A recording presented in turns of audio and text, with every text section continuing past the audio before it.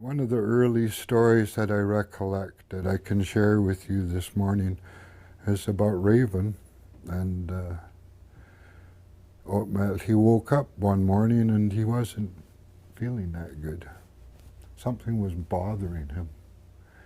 He wasn't sure what it was. It was confusing for him, and he felt frustrated.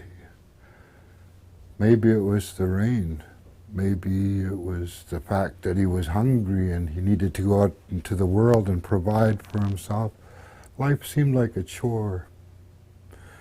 Maybe it was because he was lonely and there was nobody around, but for some reason he was very frustrated. And at that point I'd ask the kids, do any of you ever feel frustrated? And of course they'd respond accordingly. And we all feel like that from time to time. So you understand how Raven felt that morning. And he was confused, as I said, and he went down to the beach and he sat on a driftwood and he brooded for a while. And he noticed a rock sticking out of the sand not too far from him. So he began to try to express himself to the rock, trying to express his confusion and frustrations to the rock. But the rock, after a little bit of time, seemed like it wasn't paying much attention to him. So he stopped and asked it, "Say, are you even listening to me?" Of course, the rock didn't respond at all. So he slapped it. "I said, are you listening to me?" he said louder. Still nothing came from the rock. He got so angry he started punching it. And he punched it, and he punched it, and he punched it, and he punched it till he was just exhausted. And he fell back, and he saw the blood trickling down the rock, and for some strange reason, it made him feel a little better. He felt victorious, and he held his fists up. That's when he realized that the blood on the rock was coming from his own fists.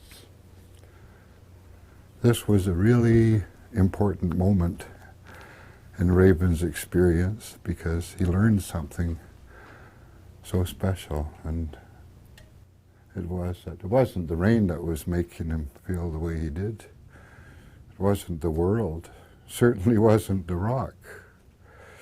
He realized that he was only lashing out in anger and hurting himself. That's something we often do.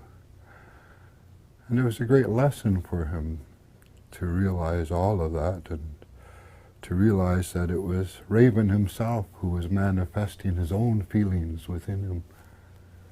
So he bowed to the rock and he said, "Gela Kasla," which is the greatest expression of appreciation in our language. "Gela Kasla." And he flew off and he had a wonderful day. It's an amusing little story. It teaches us something. My grandmother would remind me that, yeah, sometimes we can't help it.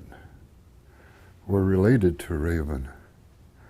And that's why sometimes we feel like Raven does. And she said, and at times like that, you should remember that you're also related to the rock. And sometimes you have to be strong and just take it. So these stories and the implication is really deep, the deeper meaning of a simple story like that. It gets me through the day. And so grateful for my grandmother to be able to share that. And others too.